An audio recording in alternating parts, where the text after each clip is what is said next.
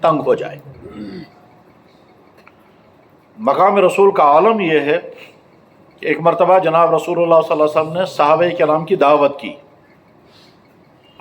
और वह दावत करने का ख़ास पस मंज़र था, ताकि सा ख़ास बैकग्राउंड।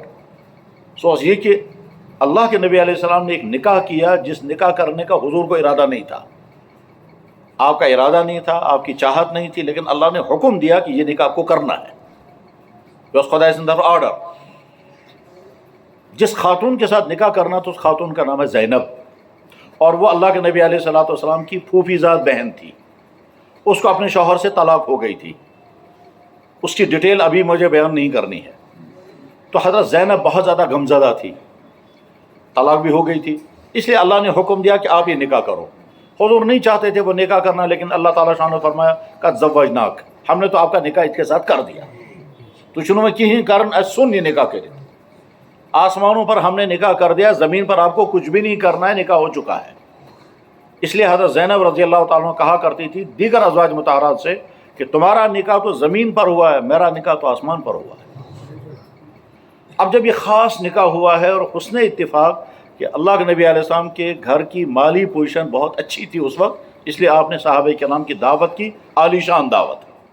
वो आलीशान दावत उस ज़माने में क्या होती थी, जिसमें गोश्त भी था और रोटियाँ भी थी, बस ये थी आलीशान दावत।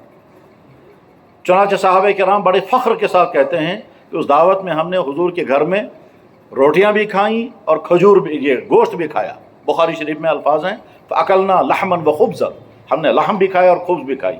अब जब अल्लाह के नबी साहब ने दावत की है तो सहाबा किराम आते थे, अंदर खाना खाते थे, रुखसत होते थे, आते गए, खाना खाते गए, रुखसत होते गए।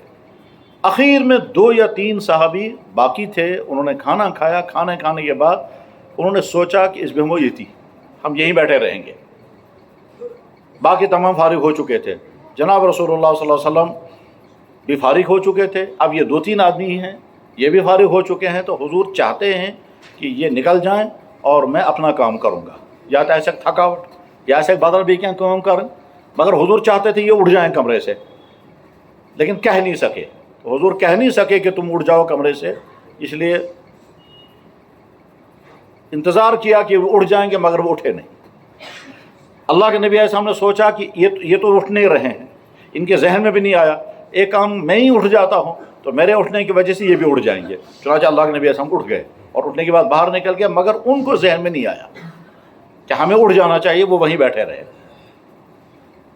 हुज़ूर नबी अलैहि सलाम बाहर तशरीफ़ ले गए, हज़रत आयशा से मुलाकात की और दूसरे अज़वाज मुताहरात से मुलाकात की, उनसे कुछ गुफ्तगू भी हुई।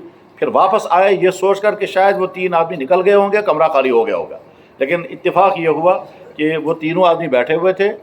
न हुजूर ने कहा उड़ जाओ, वो उठे नहीं, और उनके जहन में भी नहीं आया कि हमको उड़ जाना चाहिए।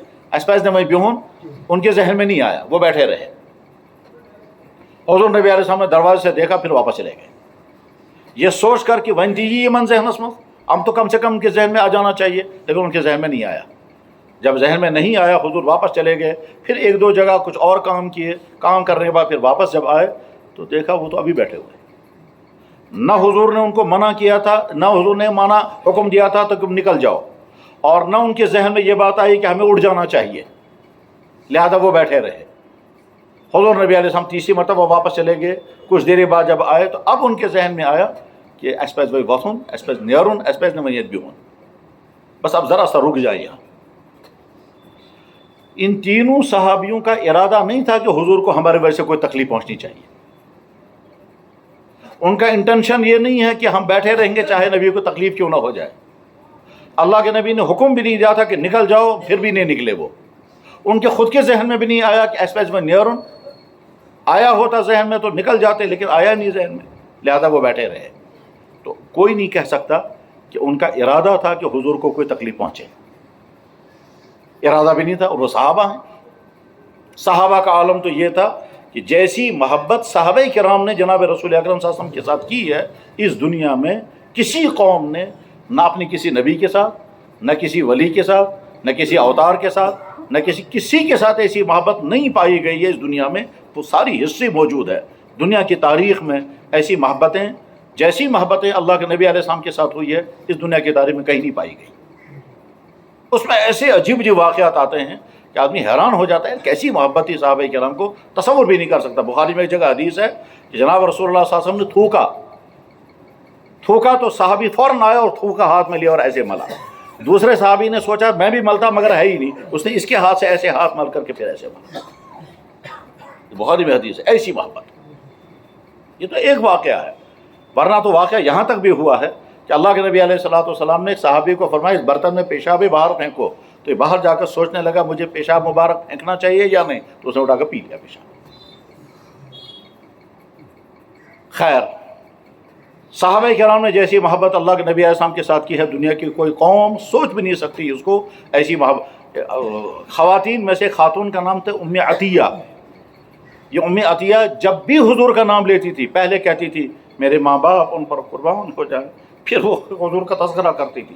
جب بھی تذکرہ کرتی تھی حضور کا، حضور کے زمانے کا کوئی واقعہ سنائیں گی تو پہلے کہیں گی بھی ابھی میرے ماں باپ ان پر فدا ہو جائیں، پھر بات کہتی تھی۔ ہمیشہ ام عطیہ کا معمول یہ تھا، یہ بھی بخاری شریف میں ہے۔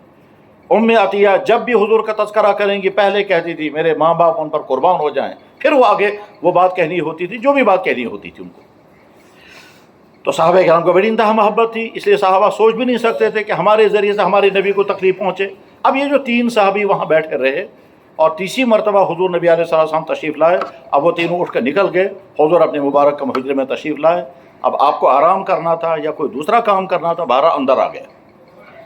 حضرت انس بن مالک رضی اللہ تعالیٰ عنہ کہتے ہیں کہ میں اندر آنا چاہتا تھا، حضور نے مجھے منع کر دیا، شاید حضور کو آرام کرنا تھا، ہو سکتا ہے تھک گئے ہوں گے۔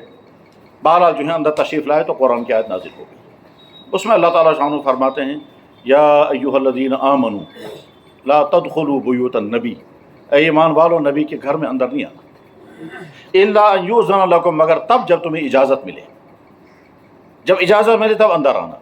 اس کے بعد جب اندر آؤ گے تو پھر اگر تمہیں کھانے کا موقع ہو وصلہ ہوگا تو کھانا کھا کر فوراً نکل جاؤ۔ پھر آگے فرمایا ولا مستأنسین لحدیث، تم لوگ وہاں بیٹھ کر کے دربار مت شروع کرنا، تم وہاں بیٹھ کر کے باتیں مت شروع کرنا۔ پھر فرمایا ان ذالکم